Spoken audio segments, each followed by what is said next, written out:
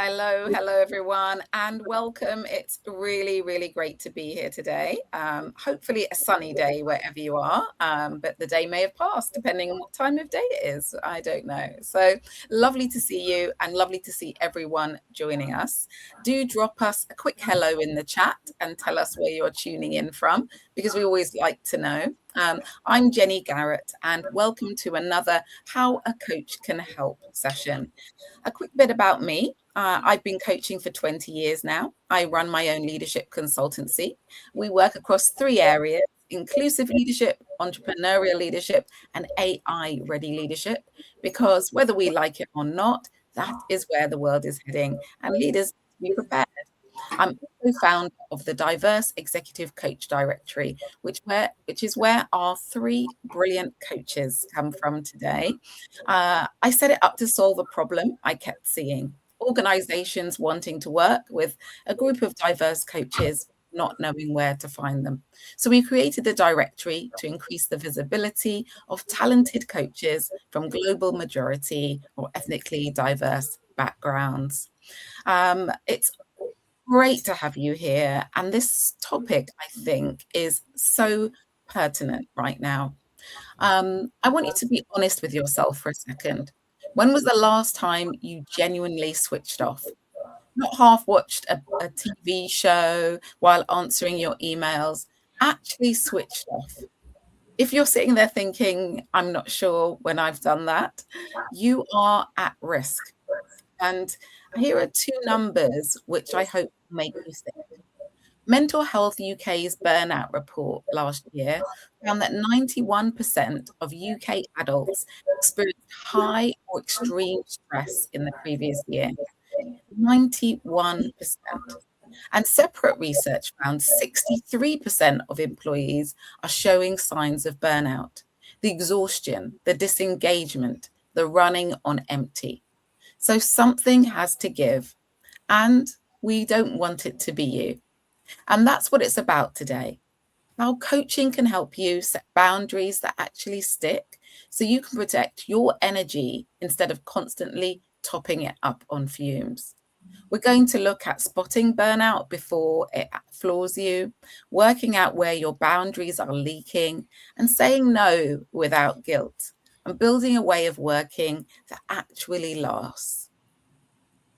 Before I introduce our brilliant coaches, just one quick thing that's close to my heart. Today is an absolutely free session for you, but if it's been useful to you, do consider a small donation to Rocking Your Teens, the social enterprise I co-founded that builds confidence and resilience in young people.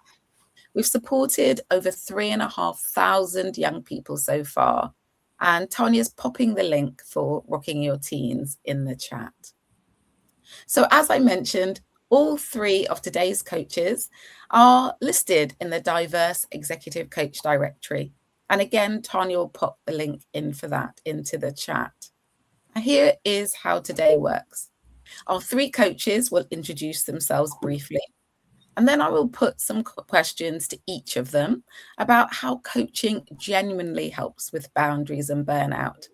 After that, the floor is yours. We'd love to hear some questions from you. And to be honest, at any point during the session today, if you want to add resources, thoughts, questions into the chat, please feel free to do so. So I want to start with you, Rabia. Tell us a bit about you and your work. Hi. So I have a portfolio of work around leadership development, resilience, well-being, and anti-racism. In terms of my coaching, I'm a leadership and resilience coach, and I predominantly coach women of colour in the NHS and in public sector. So to navigate, demanding workplaces, to navigate issues of visibility, to free themselves up from pressures of perfectionism and overperformance, so that they can lead with a sense of clarity, with a sense of confidence, a sense of courage and ease. So speaking to ease, I'm also a trauma-informed mindfulness teacher, and I teach mindfulness to groups of people, so all kinds of mindfulness courses, including mindfulness-based stress reduction. But I also teach mindfulness sometimes as part of my coaching, on a one-to-one basis as well. So supporting people to meet their difficult emotions with greater steadiness, helping them feeling connected more to themselves, and also to soften self-criticism, which is something that can sabotage growth. Thank you. Such important work, and great to see you here. And I look forward to digging in a little bit deeper. Over to you, Ola. You are currently muted. Thanks. Yeah, thank you. Yeah, managed to get the tech to work. Thank you, Jenny, and hi, everyone. I'm really pleased to be here. I'm Ola, and I'm a leadership coach and a program manager, and I'm also a qualified nutritionist.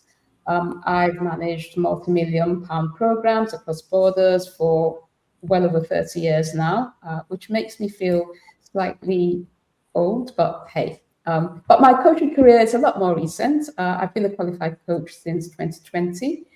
And in that time, I've clocked hundreds of hours working with leaders in financial services, in social services, mainly regulated environments, leaders who are navigating that restriction of regulation, but also their own insecurities, the pressure that they get just from having to work in these tightly regulated areas. And too many times I've found that the conversations are around what they've got left to give and possibly being on the verge of burnout. What I've found in so many of those conversations is that they're just treading water and just sort of going from one day to the next, but not necessarily living anymore. And treading water, it has an impact not just on how you feel as you go about your day, but a lot on your relationships, your ability to deliver consistently at work, your physical and mental health. So I'm just delighted that Jenny's put this on because I'd like to share some of the insight that's emerged from the experiences of the people I've worked with over the years. And also I'll let you into some of what I've had to go through and what I've learned as well. So I'm looking forward to this. Thanks, Jenny. Thank you so much, Ola. And we'd love to hear from you, Hira. Thank you so much. Such rich introductions. I feel like, oh my God, wow. So hi, everyone.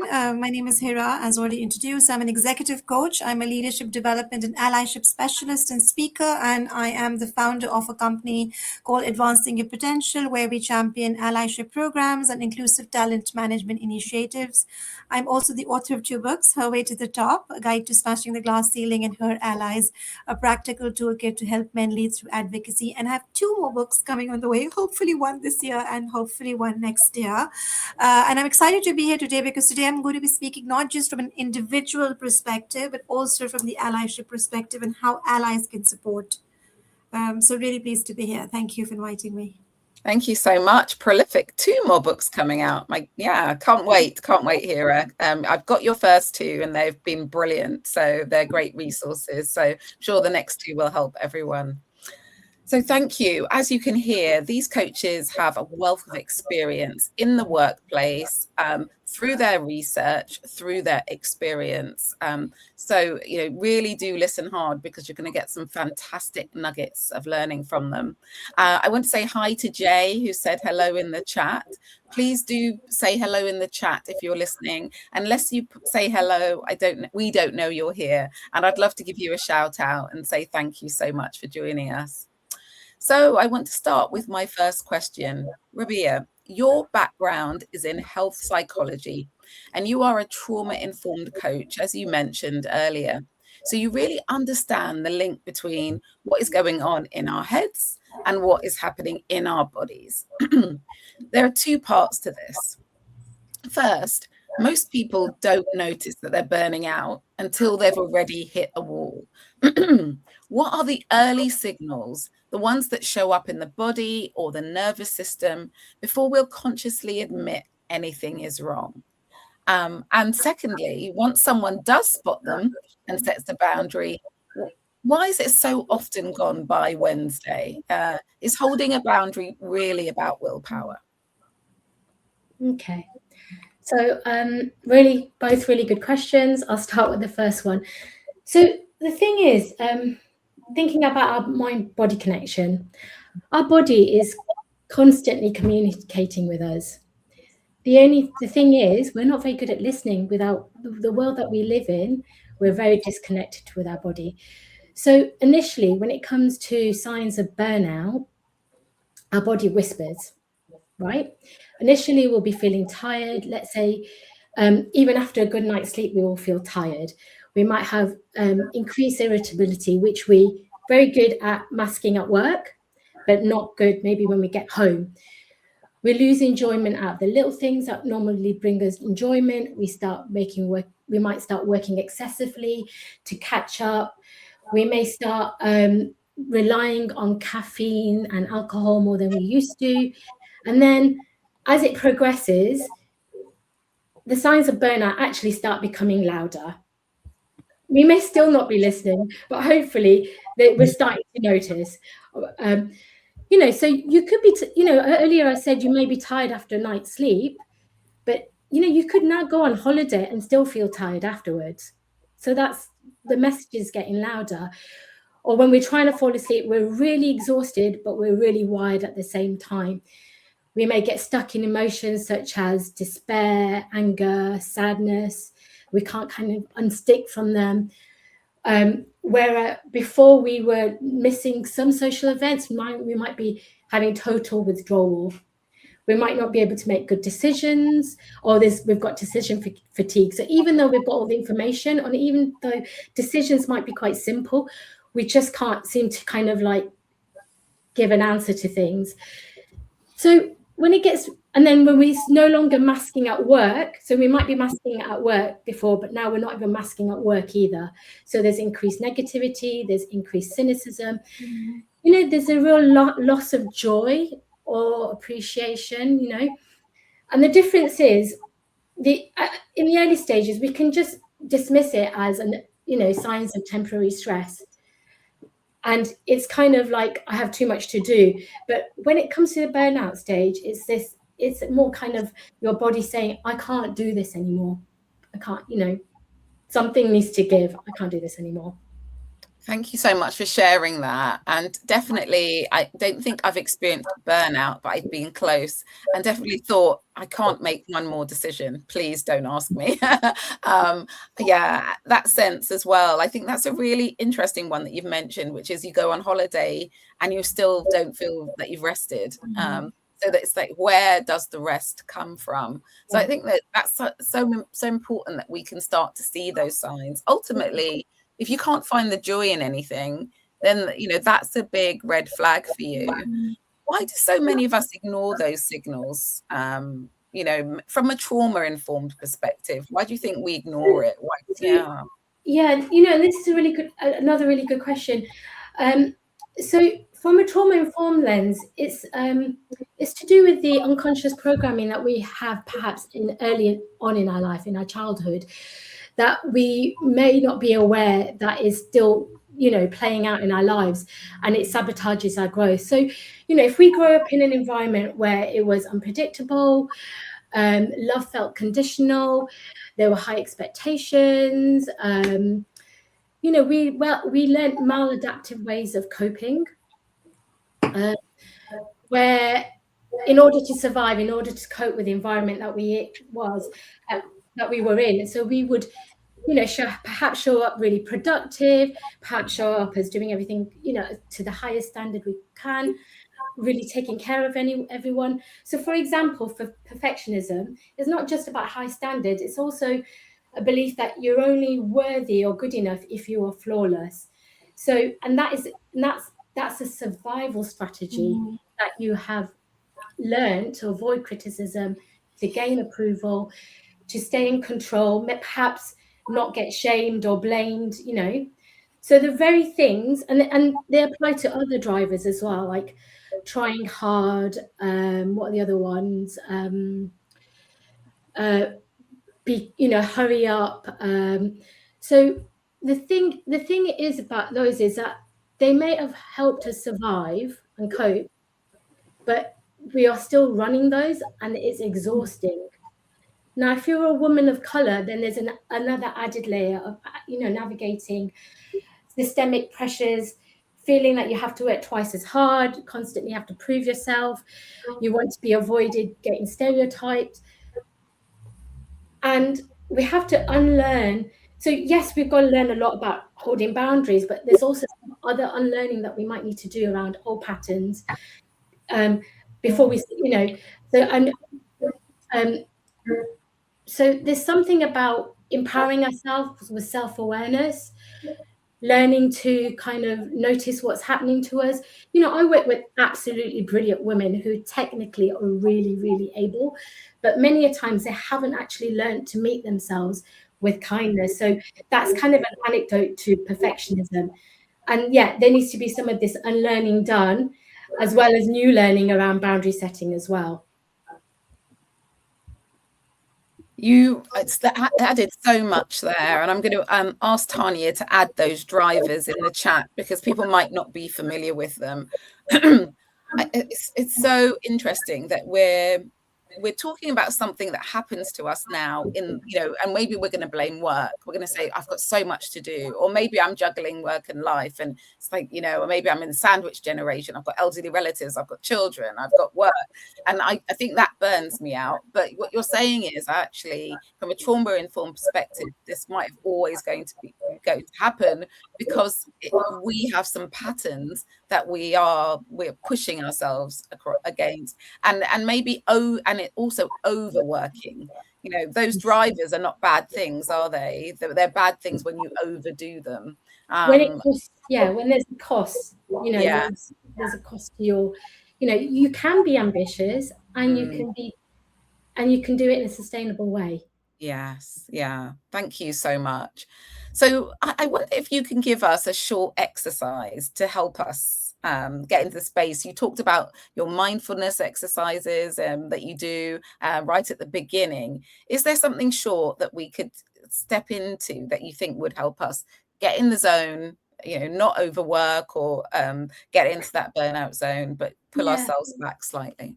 You can help create spaces in your between pieces of work, grounding exercises. But I'm actually not going to give you a grounding exercise. I'm going to give you something from self-compassion, which is noticing how we speak to ourselves. So we've already got the pressure of work, perhaps parents, children, all of those things. And then on top of that, we might be really speaking to ourselves in a really harsh way, oh my God, you're not coping. What, pull yourself together. Why is this taking you so long? Blah, blah, blah. So just noticing how you speak to yourself. And actually, what would you say to a younger child? If you're a parent, would you speak to a colleague like that? So, start noticing how you speak to yourself. And what would you offer to someone, a younger you or a child or a colleague in the same situation? So just really softening to yourself. Yeah, love that. I can't remember if it's there was this hashtag, I think it might be called soft girl or something like that. I'm trying to remember what it is, but this sense of actually, people strive, they work so hard, and actually why can't we take the softer option some of the time and let ourselves go? And so I'm really feeling that message, and thanks for offering that. And if I think about the 5-year-old me, I don't want to be hard on her. I don't. So I think that's a really lovely way to think about it. Thank you so much. Great points. So I want to move on now to Ola. I'd love to ask you a question, if that's okay.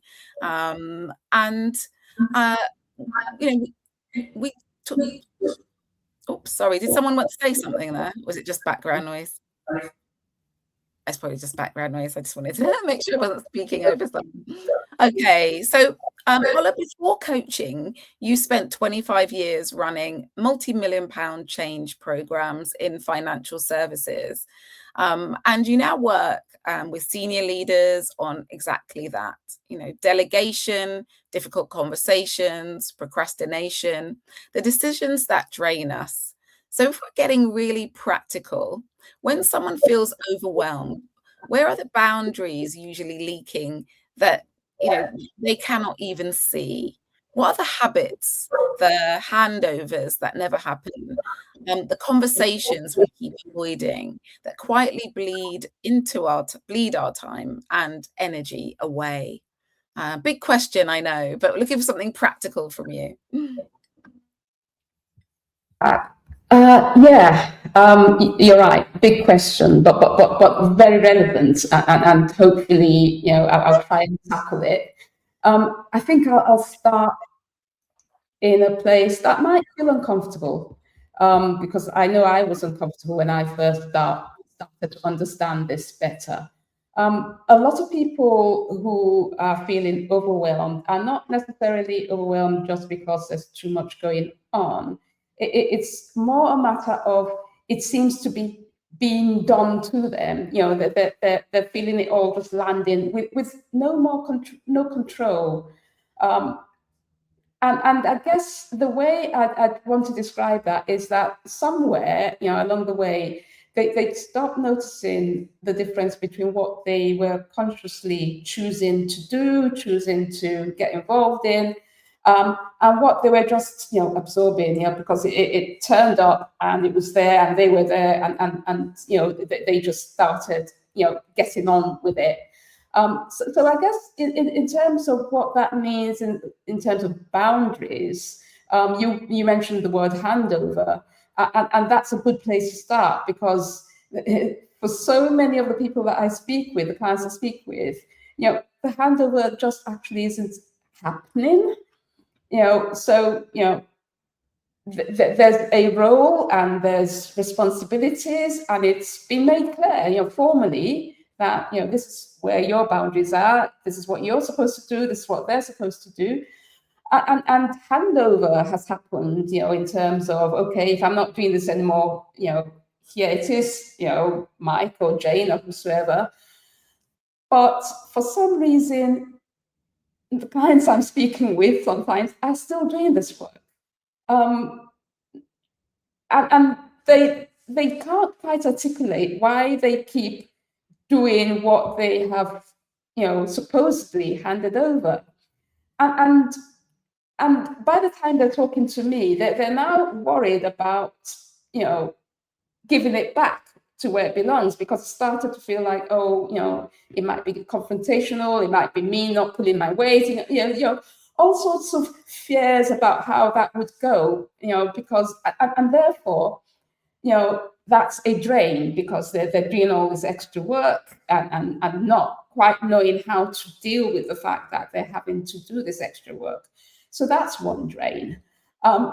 Another area that is very subtle and creeps up on us, it is really around where we end up making decisions on behalf of others. Someone comes with a question and we answer it, we do it, as opposed to helping them think through their own answers. And this is usually for people with teams. Instead of helping them to, develop themselves and learn how to do it, and learn, how to judge the situation, we just give the answer, because we know, we've done it, we've been there. And it feels good to be able to, demonstrate again that we're the experts and we know. But it means that we're always in the loop. They will keep coming back because, we gave them the answer last time. And it's very funny. One of the clients I was speaking to right this morning was describing exactly that. She thought she was trying to hand this work over, but the way she described it was, her colleague, her team member, kept just pushing the work back to her because she kept giving answers, saying, have you looked at this? Have you looked at, being very specific. And she was, getting a bit overwhelmed. How can I let this go? So it's really perhaps this sense of coaching leadership where you allow people to develop and let them make mistakes. And that's something I think we are always trying to avoid. We want them to get it right first time, or somebody, usually us in the end, getting it right first time, as opposed to letting those mistakes happen so that the learning that's on the back of those mistakes happen. Yeah, thank you so much. I love that point about learning a coaching approach to leadership, which does absolutely enable you to delegate and empower other people. And actually, by having a coach, you can learn that yourself, can't you? You know, that comes through. A Exactly. lot of people learn coaching skills through having a coach. Of course, you still need to be qualified and accredited and all of those things, but it teaches you a lot about how you help and how you empower people. I have a number of clients, you know, when you mentioned at the beginning this idea of feeling out of control, I have a number of clients who don't really have control over their diary. They just say, you know, there's meeting after meeting, I've got back-to-back meetings. When am I supposed to get work done? So I have to work in the evenings, and then that burns me out. And I think, again, coaching can really help with that challenge of, do you have to? You know, just because it's always been done that way, does it have to be done that way? What can we experiment with? What can we try? And I think there's a big space for us, the ability for a coaching question to move you out of this is the way it always has to be, to actually, if I continue like this, my well-being is going to suffer, and ultimately then the organization suffers because I'm not going to be around. Yeah, absolutely. And that's where you're right, coaching helps, because the coach usually will ask, what's stopping you? Because, at the end of the day, there is a solution. Yes. In your mind, but you're holding yourself back. You're thinking, oh, but I don't dare do this, and something catastrophic will happen if I say this or ask that. And it's really being able to then dissect those things and find out how much of that is true, if any, is true. That helps you to actually move on. Completely. I want to move, and talking of moving on, I'd love to move on to Hira now and hear Hira's voice. So Hira, you talk about fearless communication, and you've literally written the book, 2 of them, on smashing the glass ceiling and on allies. That guilt when we try to say no is so real. You know, going back to this, I've got so many meetings in my calendar, as an example, especially for people who've battled self-doubt. It's, even harder to say no. So 2 things. One, why is no so hard? And what is actually going on, underneath the people pleasing? And 2, because you also work on allyship, how much of this should sit with the individual at all? What is the role of managers and allies in making it safe to have boundaries in the first place? So thank you so much for those questions, Jenny. And I think the first one is so important, because learning to say no, also hearing no, but that's a topic for another day. But let's come to learning to say no ourselves. I think that's something I have personally battled with over time, and only now have I started creating boundaries recently. And that's because I felt how important it is. And I think when we talk about saying no, we're often tempted to frame it as perhaps a confidence issue or it's a communication issue. But I think in reality, as you said, it runs much deeper than that. And of course, for many people, particularly women, or people from global majority backgrounds, disabled colleagues, LGBTQ plus professionals, and from other marginalized groups, I think saying no is often connected to years of conditioning, self-doubt, and survival strategies. Rabia has already touched on perfectionism and people-pleasing, which are certainly part of the story, but there are also other things as well, which I want to highlight. So, for example, minority stress, that's something which I came across when I moved to UK, and it refers to the chronic stress experienced by individuals from stigmatized or underrepresented backgrounds, and it can stem from discrimination, bias, exclusion, microaggressions, etc. There's also the thing known as acculturative stress, and again, that is something which I have always been in rooms since I started my career as the only woman. But of course, when you are taking a lot of marginalized identities, then you feel you are hyper aware of how you're perceived, right? You start questioning yourself, you worry about making mistakes, you get very concerned about being judged, overlooked, and excluded. And acculturative stress, again, is like, adapting to the norms, expectations, and value of the dominant group, especially if you are the only one in the room, like the only woman in the room or the only person of color in the room. So when you spend these years being scrutinized, I think it just makes you fear things a lot, and you feel like saying no is risky. And again, fear is, the fear that the opportunities may disappear, fear that you will be seen as somebody who's difficult if you say no, fear that you're going to probably lose credibility or even your influence. So I think, and of course, these fears are not imagined. I just want to clarify this. They are rooted in lived experience, right? There's a stereotype threat. I think Rabia mentioned that too, because you don't want to conform to negative assumptions associated with your social identities. There's a prove it again bias, which I talk about nearly every day, where some groups repeatedly have to demonstrate competence in ways others do not. And then, of course, the tightrope bias. So if you're a Black woman, if I'm being assertive, am I going to be perceived as being aggressive? If I'm an Asian woman, if I listen to something, will I be seen as submissive? Or, if I'm a Muslim woman, people would think I need rescuing. Am I being too subservient? So you're constantly navigating those pressures.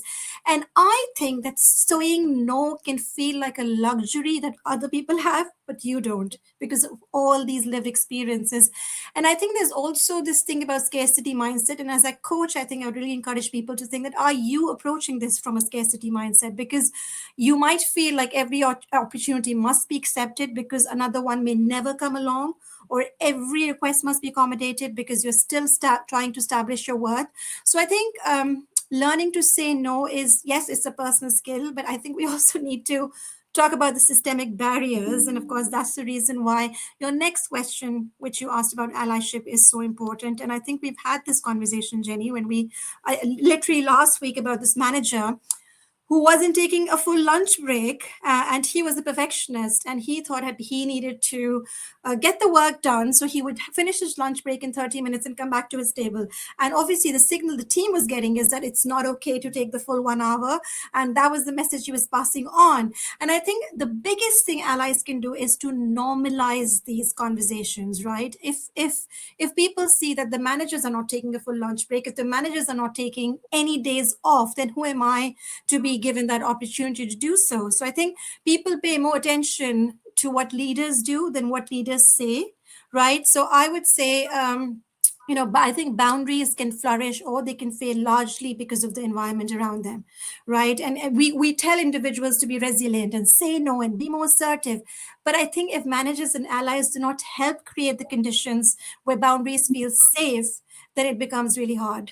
Right. And so I think powerful things that leaders can do is to really model healthy behavior. And, it's if leaders never take annual leave, if they're answering emails at midnight, if they're joining meetings while they're sick, and they constantly talk about being busy, they unintentionally, I think, create a culture where overwork becomes like a badge of honor. I talked about presenteeism a lot during COVID, where especially people from underrepresented groups, even when they were sick, felt that they had to be seen. Right. So I think allies can help challenge the guilt associated with those boundaries. Sometimes, it's about checking in with a colleague and asking, do you genuinely have capacity for this? I know how many managers actually ask people that, right? Rather than automatically assigning more work, or just checking in before meetings to say, how are you really doing today? Even seeing that who are the people who are always volunteering, who are always carrying invisible labor, right? Who are always saying yes. So I think, this is something very close to my heart, that I think good allies, they just don't protect individuals. I think they also improve systems. So if I want to take an annual leave, or if I want to take a sick leave, a day off, is it straightforward? Or do I have to go through a lot of paperwork, which is so inconvenient that I decide to show up in the office anyway? So I think, it's a lot of these things. And obviously, I can go on and on about this, but I think we really need to see this, that, boundaries specifically, this is something which is a well-being tool. It's a leadership tool that we need to have. So I think, yes, it's the idea should not be to create a workplace where nobody ever goes above and beyond. Yes, we're all happy to stretch ourselves to something meaningful, but I think the goal is to create workplaces where saying yes is a choice rather than a survival strategy. Rabia said, Ola said this about being this being a survival strategy. So saying no should not come with fear. I think that where people feel psychologically safe to take a break, to say I'm not doing well, and I think allies can play a huge role in that. Thank you so much, Hira. So many great points. I think the two that really stand out for me, one, it isn't one size fits all. Like, it's not just about encouraging people to be better at saying no. It's recognizing that it's harder for so many reasons for some people to say no. And the implications could be bigger for them. So not just treating everyone the same, but recognizing different lived experience when people say no. And that idea of asking someone, can you actually, you said yes, but let me talk to you one-to-one. Can you really cope with this workload? What do you need to be able to deliver it? And it also goes back to Ola's point, which is you delegate and it comes back to you. You take the moments to have the additional questions and you give people what they need to be successful, rather than getting annoyed that they didn't do it in the first place or that you're the best one to do the job. So I think the points are joining together and they're making a really coherent story. But also, that idea, you are a leader, step up and be a leader. And leader means being a role model and inspiring people into action. And that action might be taking a full lunch break, or it might be rest, or it might be time for strategic thinking, whatever it is. So that idea, you are always being observed, and not in a bad way, but people are observing your actions and deciding how to be as a result. And if you are burnt out, you're probably leading your team to burn out too. And if you don't want it for yourself, I'm sure you don't want it for them. So yeah, really wonderful points. Thank you. Before I ask you another question, I just want to say hello to a few people. I think I said hello to Jay, who's been great at corresponding in the chat, but also Maynaz has been here. Maynaz might be gone now. Nikki, great to see you here also. And Felicitas, apologies if I've pronounced your name incorrectly, but I was sending it with positive intention, and you could always send it to me what's the word, phonetically. I was going to say ergonomically, phonetically, so I can learn how to say it. Okay, so please do start putting your questions in the chat if you have any around this topic. But I have another question for you. So beating burnout is not about one heroic weekend of rest and then straight back to the grind. As mentioned, I think right at the beginning, this sense of actually the weekend break is probably not going to make you feel relaxed anyway. So how do we build a rhythm that actually lasts? I'd love a quick take from each of you. Ola, you are a nutritionalist as well as a coach, and you take a whole life view. If you could kick us off, that would be great.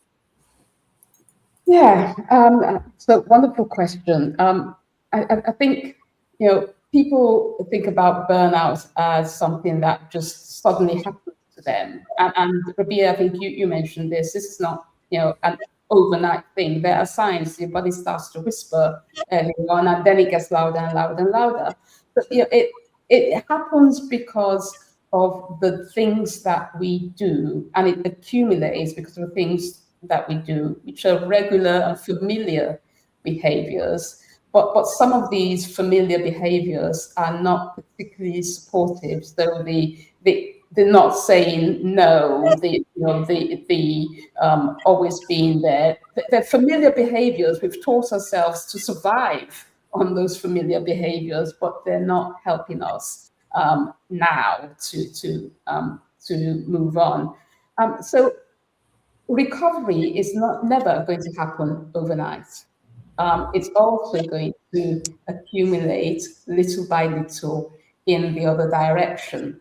So the sort of thing that I try to recommend with clients is, you have to look at everything overall, and actually think about how you're sustaining yourself little by little, not trying to jump in all at once. So it's things like getting enough rest. And initially that might be difficult because, not because you haven't got into your bed on time, because there's so much going on in your mind that letting go of what's going on in your mind might be quite hard. And that's where things like the mindfulness practice comes in, where you can start to see the thoughts as opposed to get enveloped in the thoughts. And then, as you see them, you can let them go, and, you can let yourself relax and fall asleep. But being able to try and get regular rest is very, very useful. Being able to also choose the foods that really fuel you as opposed to the foods that are soothing you. And there's a difference. Foods that are to soothe are actually, they're trying to deal with an anxiety, so if you're a sweet tooth and you go to the sweet stuff, if you're you'll have your favorite, but they're about soothing, not necessarily about sating any hunger, a real hunger. So being able to notice the difference between those things is actually quite helpful. And you won't get it right all the time. There'll be times when that drive to just, I must have chocolate now, or whatever it is, will be there, and you'll do it. But when you do it and you notice, if you can be kind to yourself and accept that that's what I needed and I've done it and it's all good, and tomorrow maybe I'll notice before I eat the chocolate, or maybe I'll notice halfway through the chocolate, So, because another thing that happens with trying to change our behaviors is the way we, like Rabia, you said, the way this was one top take. We're at least on 4 or 5 by now. Be kind to yourself. So just one or two things that you can just start to do consistently, and when you fall off the wagon, gentle, give yourself a hug, and keep on going. And I'll stop there. Thank you so much. You've given us so much, which was very generous in what you've been giving. Hira, I know you've done a lot on well-being and working well from home. So I'd love to hear your perspective. So I have to say, I was actually going to go down and eat a biscuit, but I'm now going to choose nuts. So I'm going to choose food that is going to not soothe me, but, nourish me. So I think that's really important. Thank you, Jenny, for the question. I think for me, it is that non-negotiable me time every day. Ideally, at least 30 minutes. But if that feels unrealistic because, you're a young mom, a carer, or you have a very hectic work schedule right now, I think just do what's realistic. Start with 15. But this me time is where there's no interruption. You give yourself permission, like we were talking about transaction analysis, and we give ourselves permission, like an allower, to literally just stop for 30 minutes and be with ourselves, enjoy our own company, don't check mails, go out for a walk, but yes, or do something which nourishes you, but have that time completely to yourself. Beautiful. Thank you. Yeah, really good bit of advice. And Rabia, lastly to you on this question, bring us home with a daily practice, people can have. Oh, which one to choose? I think the greatest leverage is sleep, right? It's one of the greatest leverages. Okay, so when people are deep into burnout, one of the things that I hear is, it's just another thing to do on my to-do list. Yeah. And it feels like another thing to do when you're already really overwhelmed. Prioritize sleep. So what do you need to do what do you need to do, not just, what do you need to do on the lead up to sleep? Yeah. Perfect. Yeah. And I know if you can make some sort of ritual that gets you there and then gets you into that deep sleep, that can be so helpful. Yeah. What stops you from getting quality sleep? I love that. Yeah. Thank you. It's been really holistic, these ideas that you've shared, and of course for everyone it's going to be different, whatever works for you, but do try something. So we have a question from Jay. How can coaching help someone recognize whether their burnout is coming from poor personal boundaries or from an environment that is asking too much from them in the first place? Yeah, I think that's a very good question, Jay. And I wanted to acknowledge Jay's previous comment where she's talking about saying no to things to establish your own. What is exactly your yes worth? I think that's what Jay mentioned, and I think that was a great comment. I think it's really important to do a self-evaluation, and if you think that you are not being fair in your assessment, then maybe have like a coaching buddy and discuss things through with them, because sometimes you might feel, you might second guess yourself, or is it me or is it the environment? And that happens a lot, especially if you're a person with the global majority. Am I making a big deal about this? So I think if you feel like you're not doing an honest assessment yourself, I think it's important to have coaches in your life who can help you see through that, whether it's you who's not saying no, because obviously when you say no to somebody, you're saying yes to yourself. So is it your own patterns that you've established over time, or is it really because the system doesn't allow you to say no often? And once you differentiate that, I think accordingly it will be easier to go from there. Because if it's you, then of course that's where you need to listen to this webinar again and develop some healthy habits. And if it's not you, and if it's the system, then I think find allies who could help you create that balance. Can I add one thing to that? If there are other people in your organization who are also burning out, the chances are it's your environment, because it's a systemic thing. It's the culture, if someone comes back after a period and you got the same amount of work, that's a systems thing. And what I would add there then is, if it's a system thing, the temptation is to think that it will get better. Maybe I'll move teams, maybe I'll move, but you have to then start asking yourself questions about, okay, why will it get better? What specific actions am I taking, or can I do to actually make things better? And can I stay here? It's a question that's part of it. I'm not saying moving is the right answer, because sometimes we actually then subconsciously find another organization that's similar.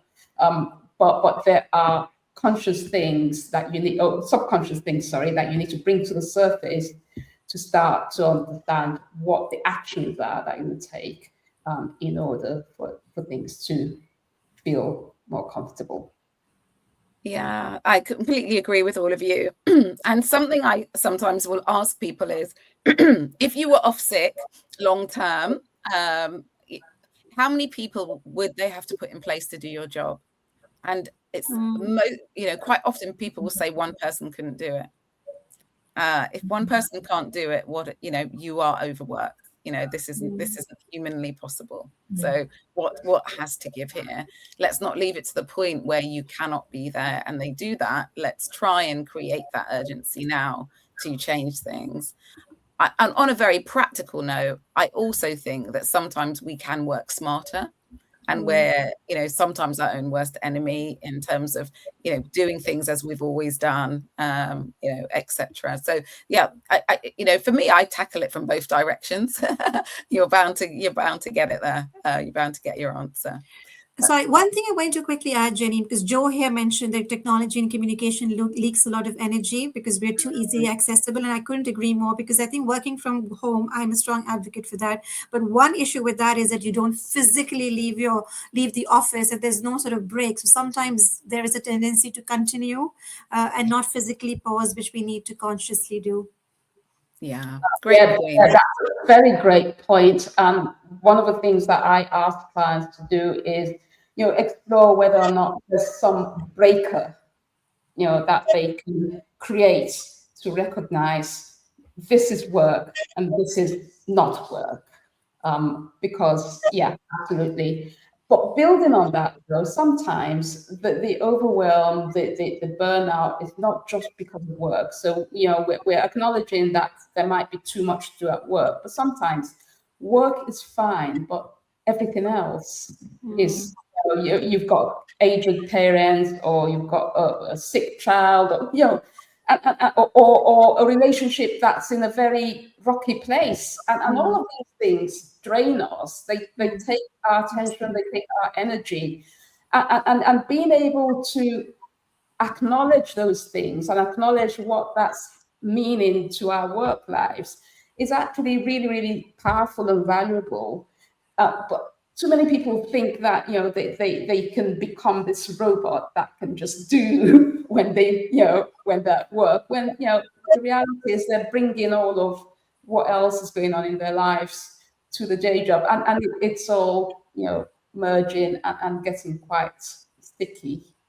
I really, I think that's so important, that we often just think it's work, but what else is going on? Yeah, it's a good question to ask ourselves. On a really practical note, I bought myself, you know, what they call a dumb phone, a phone that cannot access the internet. It just has calls and text messages, and it's very, very basic. So hard to use, I don't even want to send a text message. And I've been turning my phone off at the weekends and just having that dumb phone. And I think the quality of my attention and presence, you know, in those other moments, in the weekend moments, is so much better as a result. And absolutely, I feel more rested because of it. So sometimes it's something small like that. Someone else told me very recently, on a very practical note, that they archive all their WhatsApp groups at the weekend and delete their social media apps, and then they reinstall them on a Monday.